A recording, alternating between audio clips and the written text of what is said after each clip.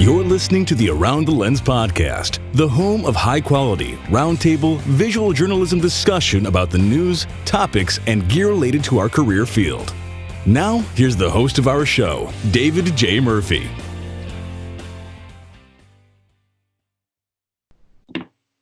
Hello and welcome to episode 207 of Around the Lens. I'm your host, David J. Murphy. Joining me this week are my co-hosts, Travis Keys and Evelyn Hochstein. Travis, how are you doing tonight? What is going on, guys? How are things going with you?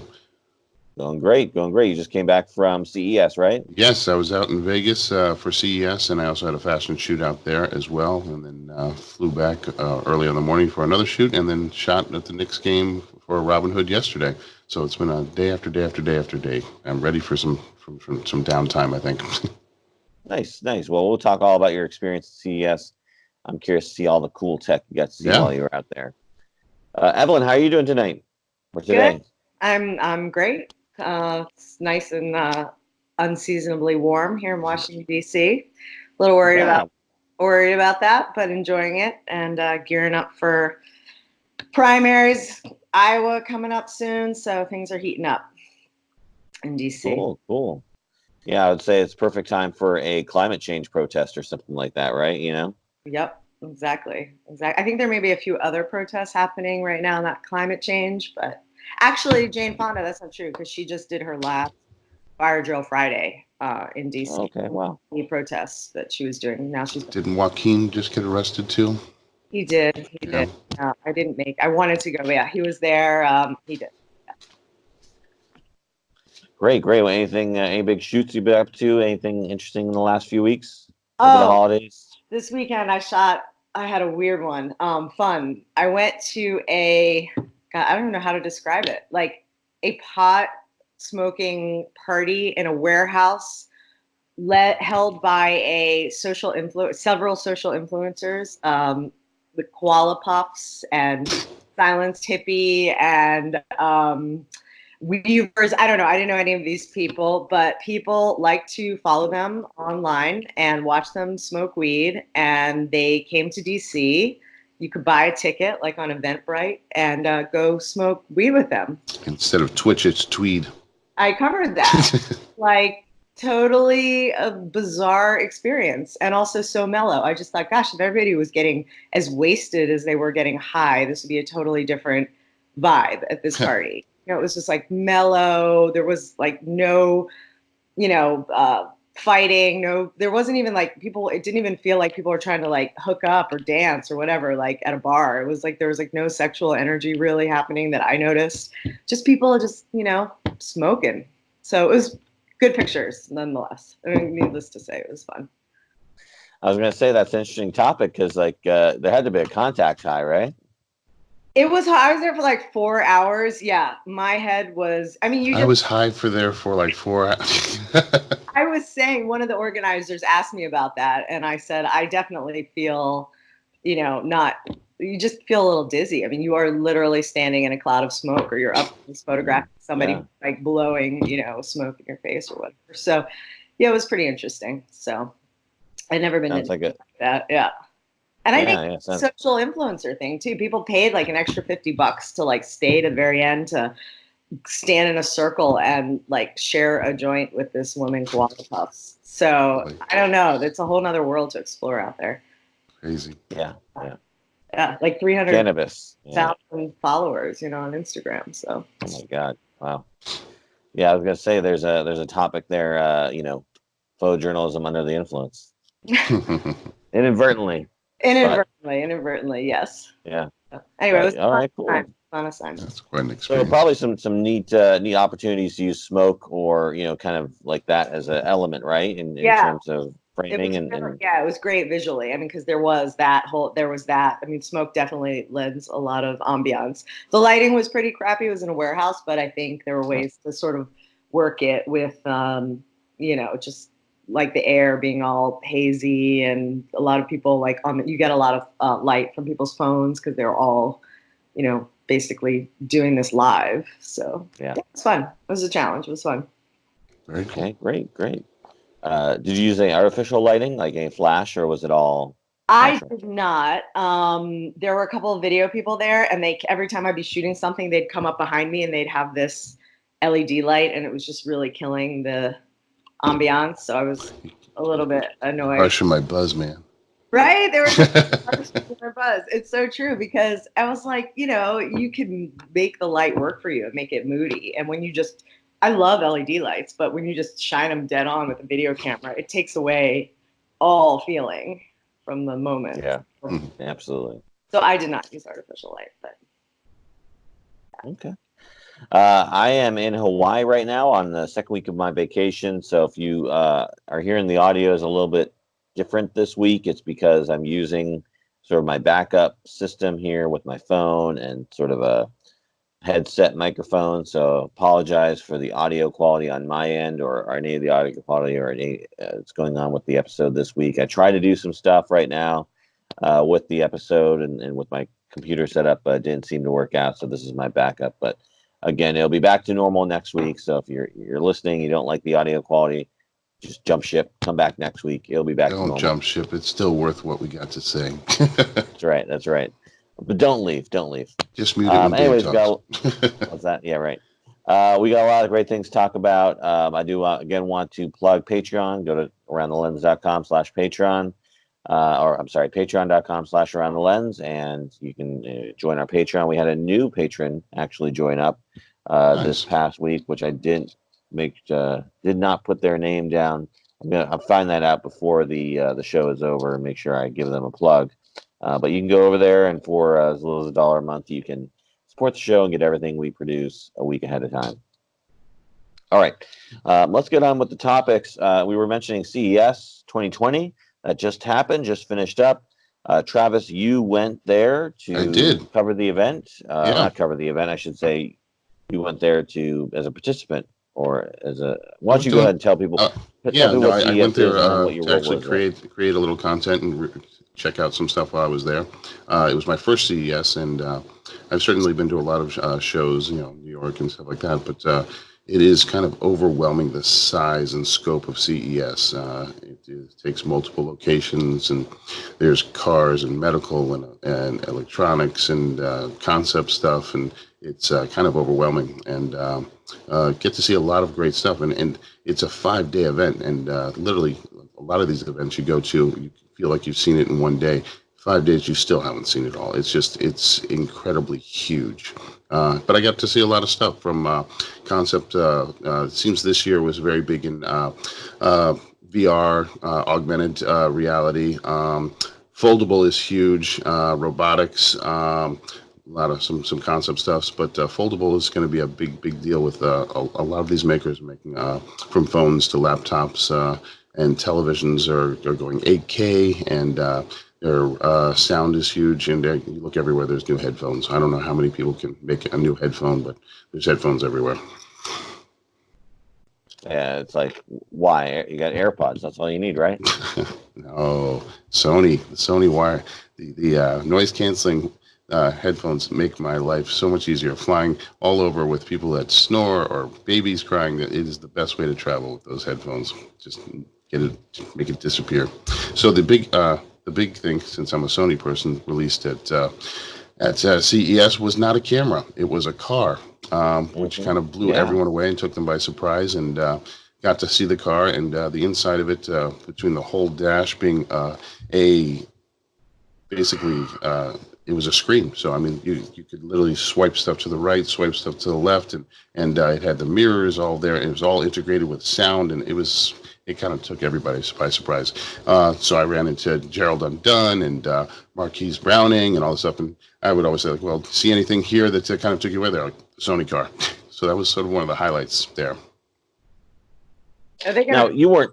Oh, sorry. No, I mean, is this car? Can you buy? I mean, will you? No, it is not for sale. And they have no, they're saying they're not really going to release it either.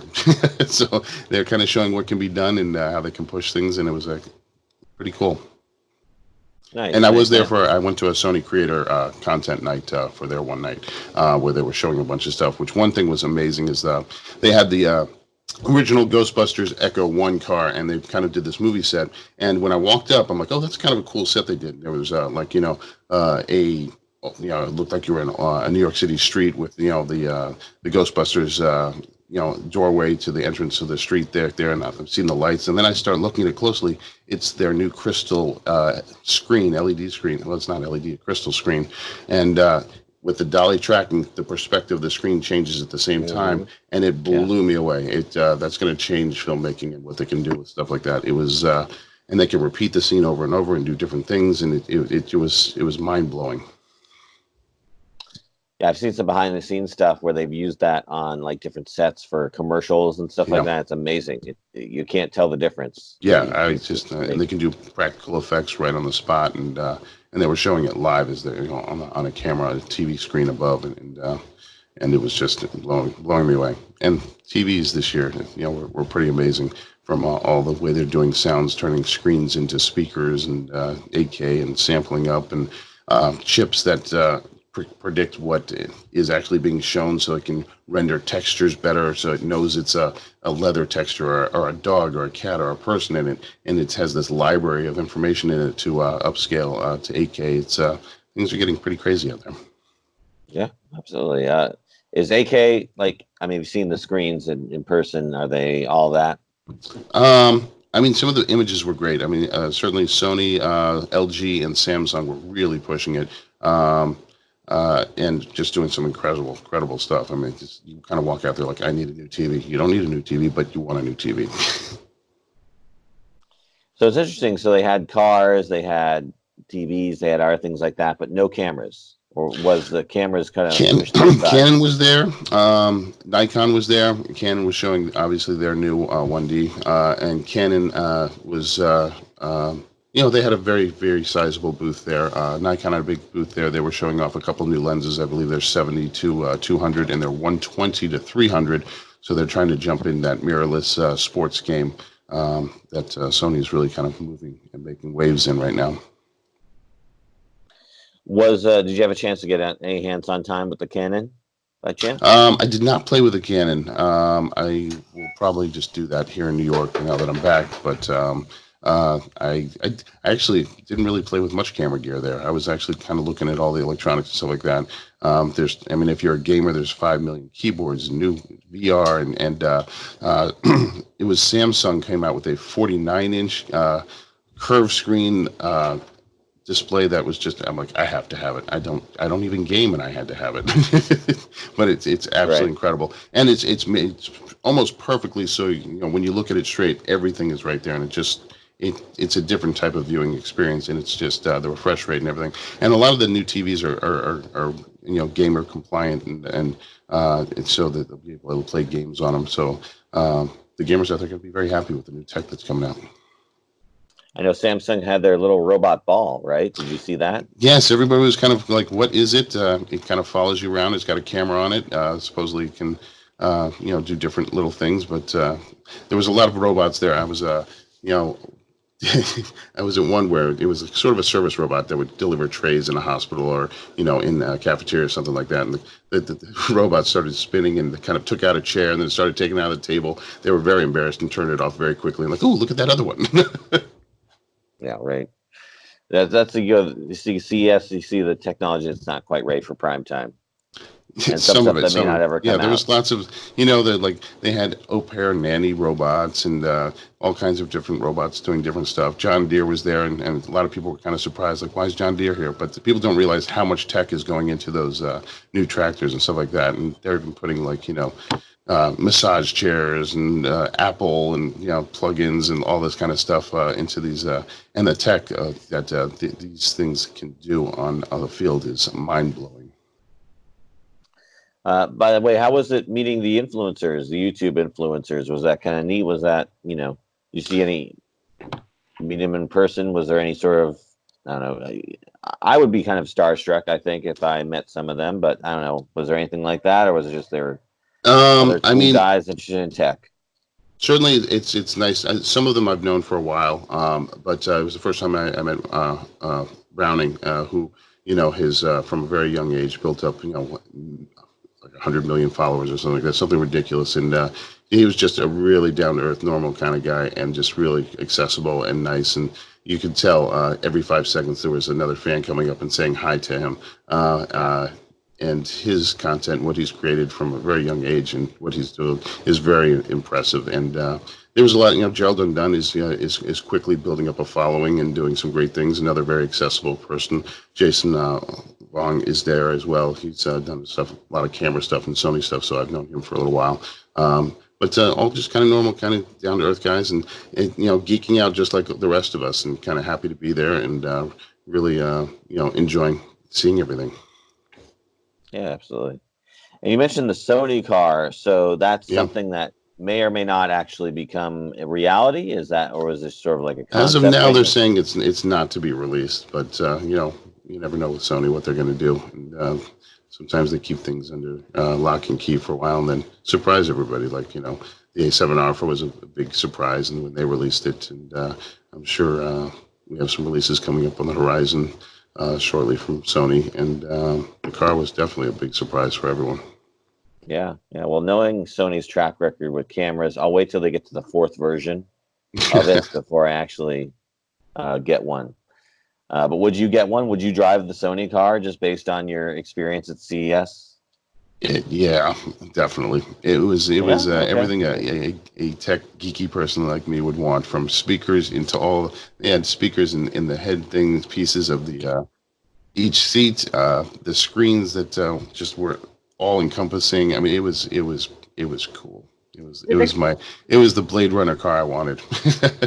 Did it actually drive, or was it just that you sat in it and you got all these cool tech features? A lot of people never got close to it. There was a lot of VIP in, but I knew some Sony people that showed me some inside parts of it, and some cool stuff. I mean, you could walk around it and see it displayed and everything and stuff, and some VIPs were getting in it, and you could see them just touching and moving and swiping things all over the place. But it was very impressive.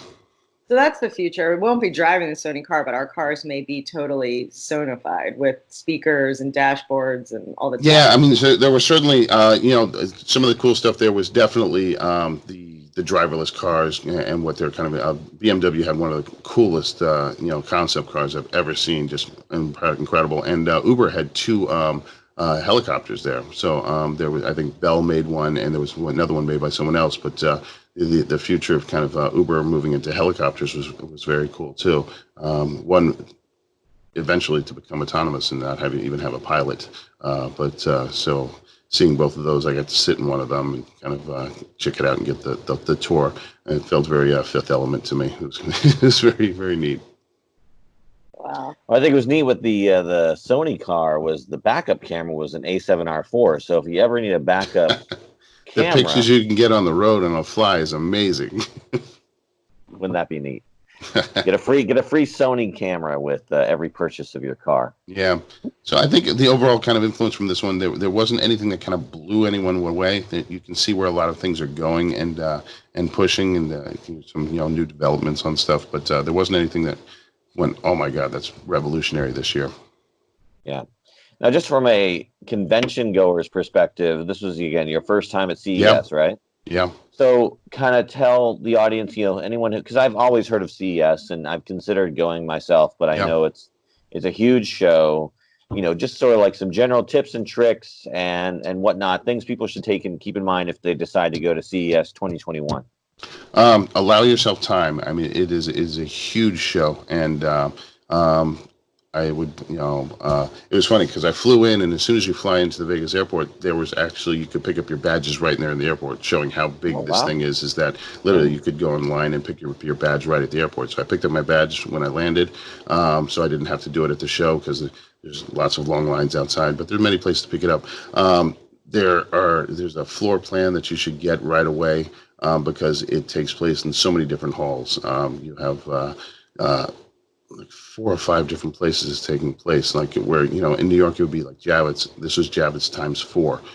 Some of it taking place in like the Venetian Hotel. There's lots of side satellite things. Google's across the street with their own huge thing. So there's just so many parts of it, and kind of have a plan of what you want to see, because or break it up into days, like do all the consumer electronics one day, then do the medical the next day, and then do the car concept stuff. Like I was like, I'm not a huge car guy, but once I walked in and saw the cars, I'm like, oh, this is really cool. And it was a lot of fun to see that, huge tie-ins. They're trying to put OK Google and Alexa into every car now, so they're trying to integrate a lot of home automation stuff. So there was a lot of cool stuff like that. Try and get a hotel that's nearby and book in advance, because it gets really expensive there, or find an Airbnb or a friend to stay with, because just the difference from one night to the next, from like one night could be $600 one hotel, and then the next night is $100. So the price gouging there gets pretty kind of crazy. So kind of book in advance, and allow your time to rest and relax, because by the end of the day, your back is sore and your feet are sore because you've walked miles and miles and miles and not quite realize it. So if you trying to want to fit it in 1 or 2 days, it's not going to happen. Yeah. Okay. Cool. Maybe we'll get out there next year. I don't know. Yeah. Well, probably not next year. I'll still be in Korea, but maybe the year after that. I don't know. I'd like to go to one of them one of these days. I'll do something live from there next year. Yeah, that'd be great. Do that for sure. All right. Well, let's go ahead and move on to our next topic, unless there's anything else, Evelyn. No, I think that's a good little basis for it. Okay. Well, our next topic this week is all about, we were talking, I think, last week or the week before about the demise of Kodakit or Kodakit, and, essentially what can, something else take its place, or what exists, out there. And we talked about there were some other services, but there are new services coming up, and Canon is hoping to be that new service through its photo matchmaking service. And apparently this wasn't, I don't know if this was announced at CES, but it was it's announced called Image. just prior to CES, I think, and sort of the news of it in beta, that you could sign up for the beta for it was released. Yes, and it's called Image Connect, and it's basically a service that is a platform, so customers can provide the details of the job they want, the type, the location, the date. Photographers are matched with the customer through the platform, and customers review the photographer's profile, so you can essentially bid for a project on here, and then the person, the customer can choose who they would like to have photograph their event. Then photographers create an offer, which allows them to set their own price. So if you want to be the guy who takes the lowball offer, that's on you. Once the offer is accepted, the job is booked through the platform, and then following the event, you just use the platform to upload your photos. And so that's the basics of the service. It's going into beta here in Connecticut, Florida, New Jersey, New York, Pennsylvania, and Texas. So Travis, I fully expect you to sign up and beta test the program for us so you can report on it. And you don't need to shoot Canon gears. I think that's a good point. No, I know. And actually, I looked into it. And I might just do it just to see what it's all about. Yeah, see if it's worth all that the hype sort of they're building around it. Throw it over to you, Evelyn. What do you think about a service like this? Do you think this could be something, if it came to DC, you might utilize for non sort of wire work, or could this be sort of augmented to work, even for like, photojournalism and whatnot? Even though it's obviously its pitch is more of like, hey, shoot my birthday and my, my wedding or whatever. But what do you think? I mean, I think there's obviously a possibility for photojournalism, and I think sites like this do exist, and people are trying to connect, create platforms, maybe not where all the bidding and the billing goes through them. That seems unique, but I can't imagine that, a news editor would necessarily hire a person offline. Like, I don't know, pick a newspaper I don't really shoot for, the Wall Street Journal, and we've got some event in Washington, D.C. Would that be I think they would still probably go through the traditional means, but certainly people are using the internet to find photographers all the time. I mean, you look at wedding photographers, and or pet photographers, or engagement, or baby. You find all of this stuff out there, and I think that's a totally legitimate and useful way to get out there and get into the market and show your work. And I'm sure, just like anything that's on the internet, there'll be reviews, and customers will basically either like you or not like you, and that will drive your followers or your base. But I can't see doing it as a photojournalist. I mean, I think it can't ever hurt if it's free and it doesn't cost anything. Like, why wouldn't you go out there if that's the market that you're looking for? But I'd be surprised, you know. Well, you bring up an interesting point. How do photo editors at newspapers find photojournalists to, use for their freelancing service? Are they using sort of the wire services? Are they building their own sort of, I guess, do they have their own sort of archive of people on staff, or not on staff, but like, on, like, hey, here's my list of go-to folks. There's Evelyn, there's this person, this person, this person, these people I can call. Like, they have that sort of list, or is there a job board? How does the average photo editor at a newspaper find a photojournalist to cover an event, in DC or wherever? Yeah, I mean, I think there's probably is a list, like the major newspapers that, they go to their trusted people. And eventually you're the new person and you have to get on that list. But you've probably been doing it, or you've met an editor, if you've gone in and shown your work, or you've had a coffee, or you're at an event, you do a good job, you send your pictures to them and say, hey, this is what I'm doing. You could hire me for the next one if so-and-so isn't available, sort of thing. So I think that's how it would work, and I'd be surprised. However, if you're out in the middle of, if you're in Montana and you've got a reporter going out there and you don't have a photographer and you need to find somebody, the internet, I'm sure, is how people, if they can't do it by word of mouth, they've got to find somebody really quickly for a deadline shoot. They do it that way. And I certainly get calls from people I've never met before that are Googling photographers in DC and my name pops up. But more often than not, it's somebody knows somebody who knows somebody who's, put your name forth. For editorial. I don't know if it's the same for pet or baby photography or whatever they're trying to push. Yeah.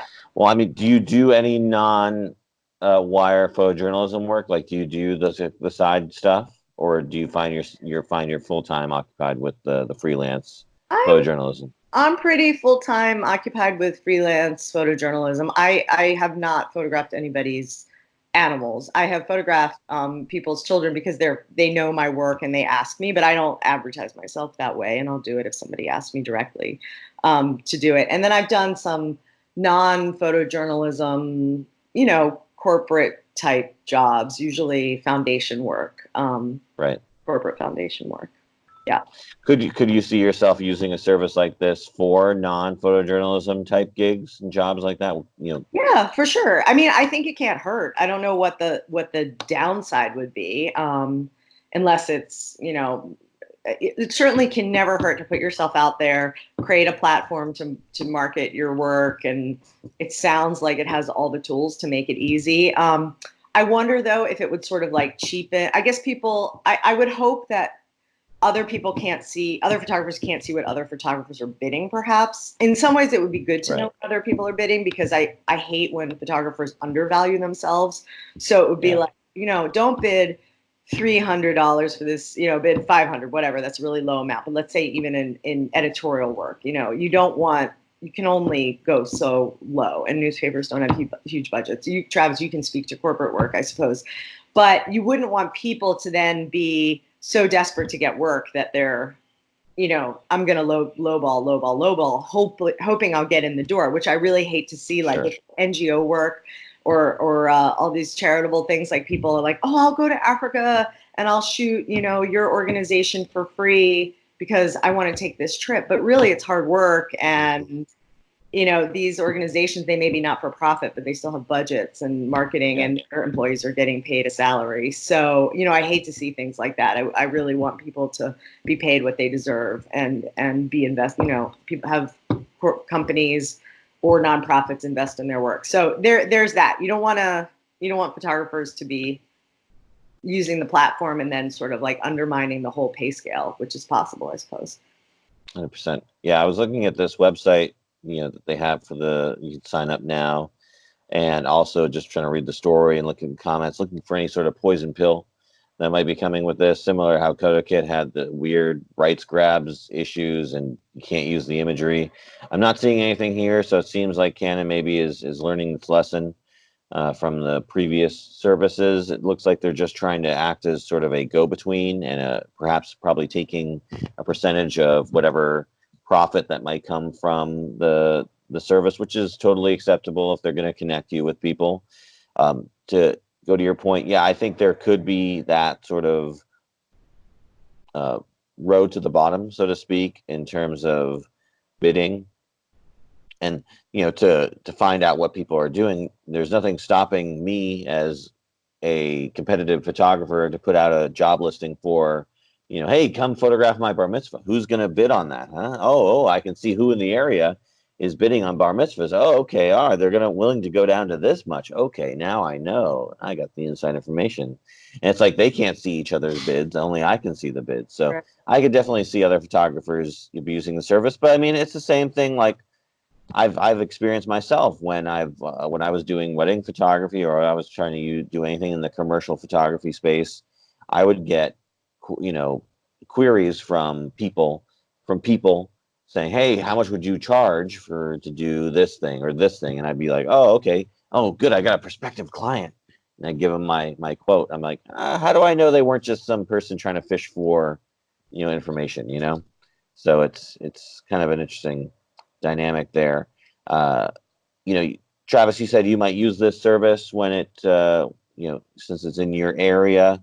What do you think this service will provide that others don't? I mean, obviously there are other job boards out there. They exist. Do you think this could be a good platform or a better platform than others? Do you think that they're doing things? Well, I do say, I'll throw it over to you, but one thing I do like is you're using Canon's platform to exchange the photos. I think that's a good idea. Obviously there's a million ways to share photos, but I think if they're going to provide the platform for it, unless they're doing any sort of rights grabs issues, I think that's a good thing. What do you think, Trav? I think it's always interesting to see.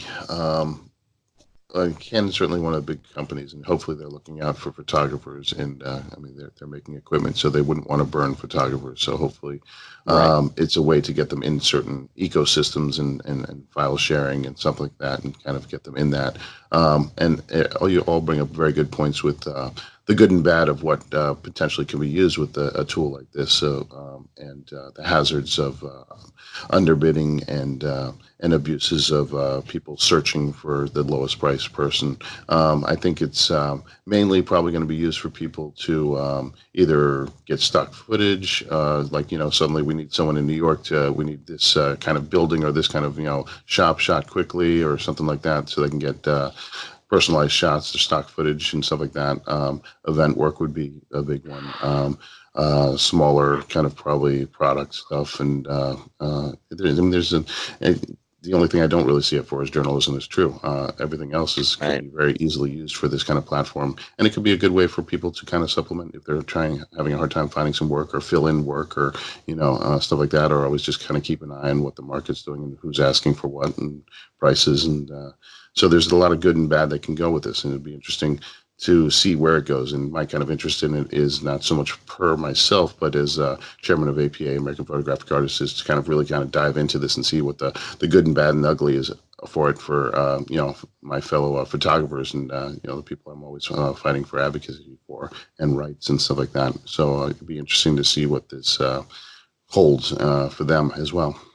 It might be good too, the payment. I'm not 100% sure, Dave, you can let me know, but I mean, is the payment done sort of like an eBay or an Etsy transaction where you've got to like pay upfront and when you commission these photographic services? Because in that way, photographers would get paid if that's part of the process. Because sometimes people struggle to get paid. Right. But I don't know. I mean, the website is very slim in terms of details, but it looks like once you deliver your imagery, it's similar to other services like Fiverr and whatnot. You deliver the product, the customer is satisfied with the product, you get paid. So I'm sure there's lots of legalese and a lot of details there behind the scenes in terms of what if the customer is not happy with their product? How do you negotiate that with them? But it looks like once they're happy, you get paid, and the payment process is done. Looks probably through the Canon Image Connect service. So my guess is, like these other sort of services that pay you, is you'll probably collect the money onto the service and then get it delivered to your bank account or PayPal or however you want delivered at a certain point. So there's probably some sort of fee associated with getting your money, similar to how we do on Patreon. So, like for instance, I let the money collect in Patreon, and then at a certain point, I cash out. Yeah, I mean, obviously, if you get paid faster than your corporate clients, who may pay you in 90 days, 180 days, whatever the terms are, so that could be a lot better. But again, looking at this list here of different product categories, you got lifestyle, newborn, portrait, products, special events, sports, travel, wedding. I could definitely see, maybe in a future point when the service is fleshed out, it could be done for, again, you have a special events thing. There's no reason you couldn't have a, photojournalism style events or news events, and whatnot. If the event is far enough along, I mean, it'd be the same basic process with a bunch of photojournalists bidding, because you wouldn't bid for a job you couldn't do, or if you did, then the customer or the client could see who's bidding for their work. And I don't think everybody's going to take the lowest possible bidder. I've done a lot of stuff on Fiverr, and I'm not going to go with the lowest person every time because the quality of their work suffers. It's going to be based on essentially the quality of their work.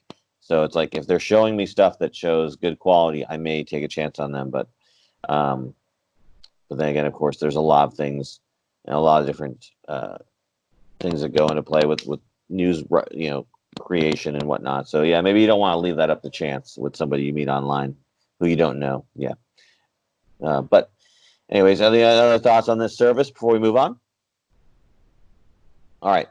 Our last topic this week was a story from Petapixel I found here that talks about 11 tips for intimate documentary photos that I learned from leading photo tours.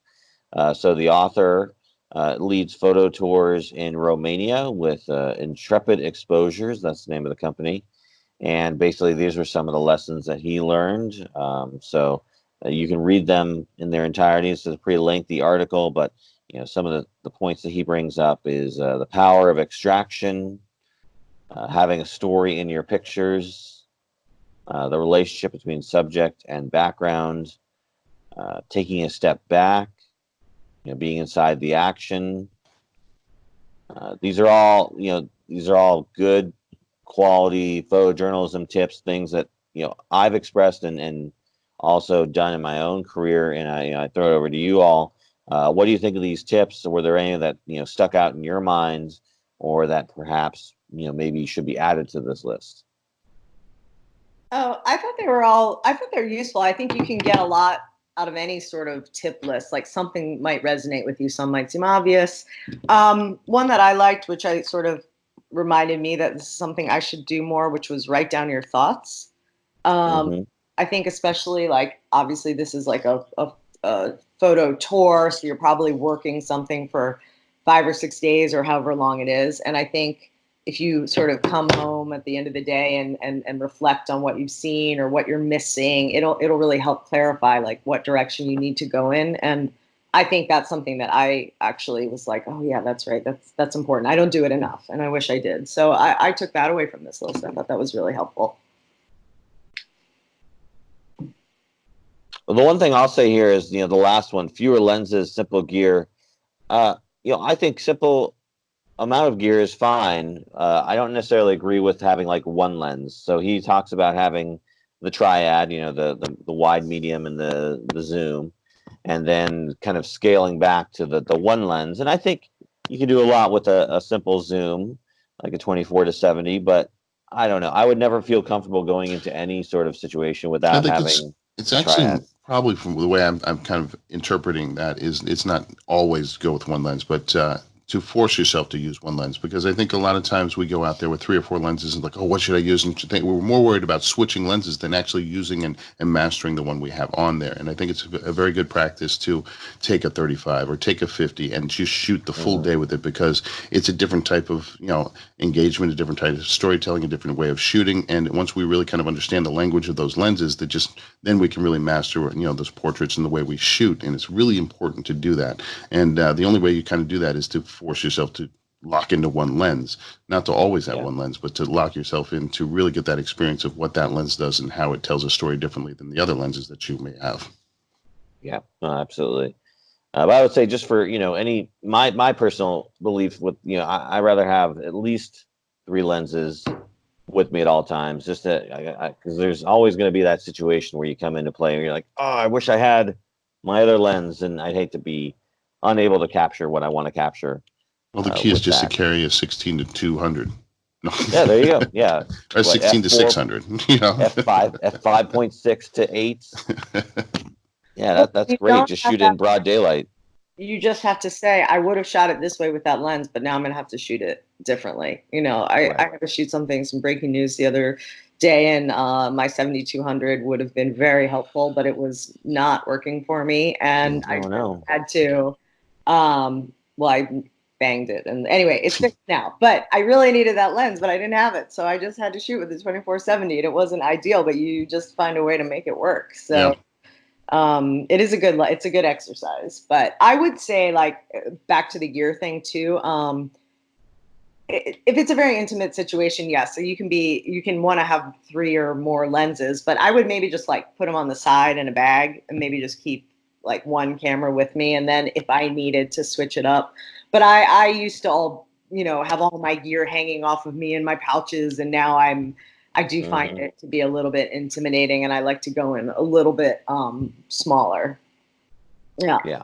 When I went to that assignment, it's to what both of what you're saying, and Travis, with the lens, I have an 85. I only shoot that really for portraits sometimes. I barely use that lens. But when I went to shoot that pot smoking event, I thought the 7200 is going to be too big and stick out too much. So I just brought my 85. It was weird. I mean, I didn't know how to shoot like a news event with this, and it's low, the focus, but it forced me to just, you know, change it all up, and it Yeah. was, and do it differently. So it was a good exercise, actually.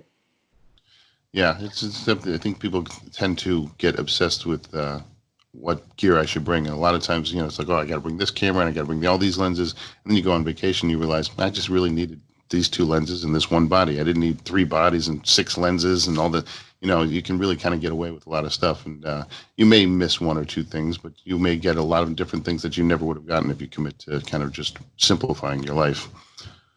Dave, what Yeah. 3+ lenses that you would carry? I can't think beyond the 3 that I normally carry.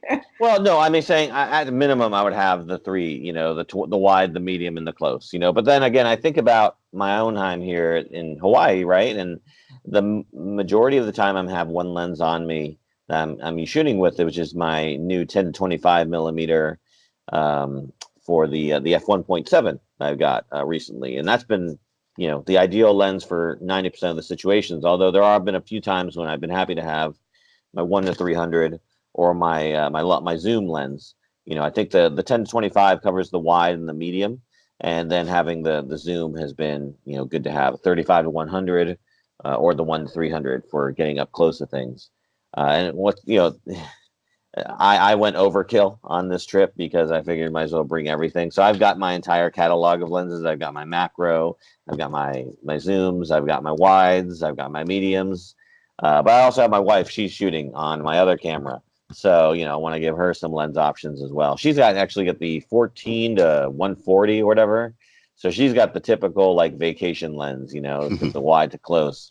But that's just, she doesn't like to change lenses. That's a little bit cumbersome for her. So I got that lens for her. But on a typical shoot, I mean, just, you got the camera bag, you got 3 lenses. I've always lived and died by the triad.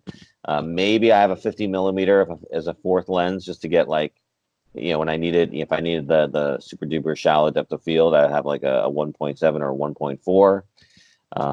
Or if I'm shooting the sports or something far away, maybe I got the 300 or 400 millimeter as sort of the addition. But I live and die by the triad.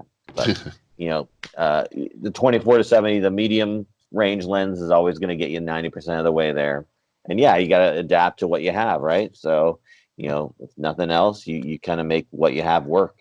But it's like going down with the simpler, like I wouldn't go to one lens being the 70-200 because then it's like extremely limiting when you want to shoot the wide, or going on the opposite end, going the 7-14 or something super wide, because then you're really limiting yourself in terms of getting intimate. But I would take wide over zoom any day of the week. If I'm stuck with something, give me a wide angle. I can make a wide angle work in a million different ways than I can make a zoom work, because that's much more limiting. But yeah. The other thing I liked here was, he talked about being inside the action and getting closer to the subject.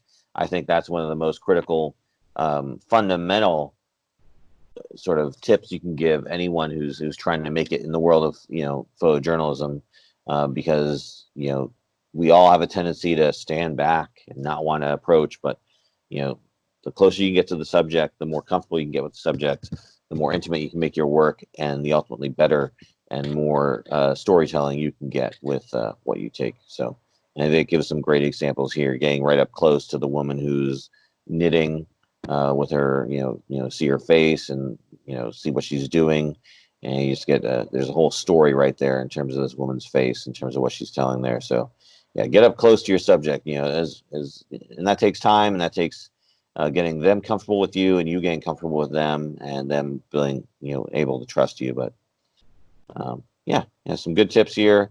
I would definitely tell anyone who's starting out or is trying to learn the craft. This is a good list. A lot of things here that we all know inherently, but like just having them written down, I think is good. It's always good to refresh, and if you can always pick up even the slightest nugget, it helps you improve your photography. Absolutely. Right. And I prefer my nuggets in 4-pack or 6-pack. In a Happy Meal. And a Happy Meal, that's right. Some dipping sauce. Right. Mm-hmm. What's your favorite dipping sauce? I go honey mustard. Evelyn? Had a nugget, and I don't know. I guess it would, if I had, it would be honey mustard, but I honestly probably haven't had a nugget. And ever since they came out with that Popeye's fried chicken sandwich, it's changed everything for me. Ooh, speaking of that, I actually had a chance to try that. It you know what, I fought it, and the whole hype of it. I'm like, how good can it be? And my brother came home one day, he's like, I tried it was good. I'm like, really? It was good? So I went out and tried it. I'm like, yeah, it was really Wait, are they still selling it? Because there's a now it's full-time. Now it's full-time menu, accessible, easy to get. No more shootings or driving cars through the drive-through, so now it's much easier. Yeah, I didn't have to beat up anybody or dodge any bullets when I went to go. But it's just tender, it's crispy, it's juicy. It's all that. It really is up to the hype. Well, they're my favorite fast food fried chicken chain. Yeah, it's literally hands above the rest. I mean, it's really just Popeyes. The spicy fried chicken is just, and that sandwich, I might get one today. There you go. All right. And I went back to. That's the reason I came back to the States. Yeah. Came to Hawaii was to get that chicken sandwich. I mean, obviously the vacation, seeing Hawaii, yeah. But the chicken sandwich, that was what it's all about. Chicken sandwich first, Hawaii, beautiful sights second. Yeah, I know. Korea's famous for their fried chicken. They do have some good fried chicken. They do, yeah. They do it Different well. style, but they don't have Popeye's fried chicken yet. They should have it by the time I come back. I should be able to get it in the exchange on base. So I'm looking forward to that. Nice. All right. Well, is there anything else you all would like to push out there before we sign off this evening or morning, whatever time of day it is? Yeah, I know. For you? Whatever time it's zone morning you may for me. be in. I look outside and it's dark, but it's like 4 a.m. here, so I don't know why I'm saying it's evening. But Evelyn, anything on your end? No. Everybody have a great week, and everything's status quo. I got nothing to push this week or promote. No, we want you guys to get back to us, and if anyone has a remedy for a 5-week cough, I need it. It's so true. Yes. I've been running with this cough for 5 weeks. It's driving me crazy. The remedy is to come down to Hawaii and breathe some of this beautiful air. Yeah. And see some of these sights. That'll clear away the cough immediately. Or it won't work, but you'll just feel better anyway. That's right. Yeah. Travis, anything going on in your world next week or so? Lots of exciting stuff I can't talk with yet, but I got some stuff brewing that I'm very excited about, some big stuff, and look forward to breaking that news in hopefully a couple weeks. Okay, great. Yeah, look forward to hearing about it. Yeah. All right, well, this has been episode 207 of Around the Lens. If you haven't already, please, by all means, check out our website, aroundthelens.com. You can find links to all the social media that we're peddling. And you can also see our list of upcoming guests for the year. I'm happy to announce that we've gotten most of the slots filled out for most of season 5. So if you want to see who's coming up in the season, go ahead and check that out. That's on our website. And you also, of course, can find our Patreon and throw us a bone over there as well. All right. Well, for Evelyn Hochstein and Travis Keys, I'm David J. Murphy. This has been Around the Lens, episode 207, and we are out of here. Thanks for listening to Around the Lens. We hope you enjoyed the show. To continue the conversation, head on over to one of our social media outlets such as Facebook, Instagram, YouTube, or Twitter. To support the show financially, consider donating to us via Patreon. For show notes from this week's episode and links to everything else we talked about, just go to our website, aroundthelens.com. Finally, if you or someone you know might be a good guest for the show, get in touch with us via email at info@aroundthelens.com.